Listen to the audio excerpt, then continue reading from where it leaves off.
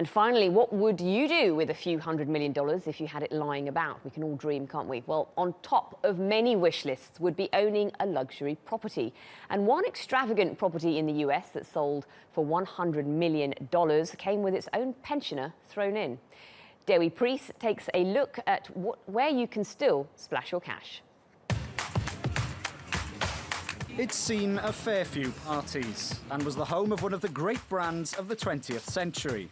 But ownership of the Playboy Mansion is changing hands.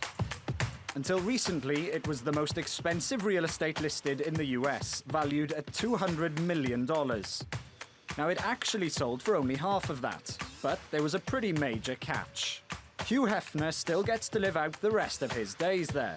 But at 90 years old, the parties may be less frequent and slightly less wild than those in the 60s.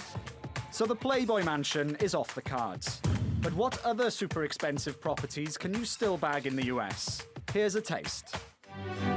For just under $150 million, how about a slice of East Hampton with this property, Briar Patch? 11 acres, 10 bedrooms, a tennis court, and 400 metres of Georgia Pond shoreline. What more could you want? Unless, for a little bit extra, you want to share a postcode once used by Marilyn Monroe, Walt Disney, and Frank Sinatra. It's one of the newest mansions to go on the market, and has certainly entered with a bang.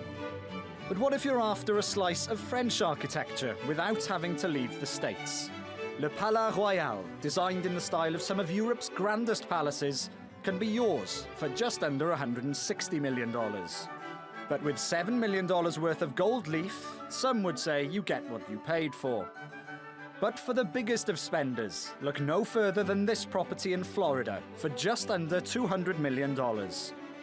Owned by one of America's richest families, Gemini is a 16-acre, 33-bedroom estate with 2 golf holes and more than 3 kilometers of the Atlantic Ocean's coastline for good measure. Well, we can all dream.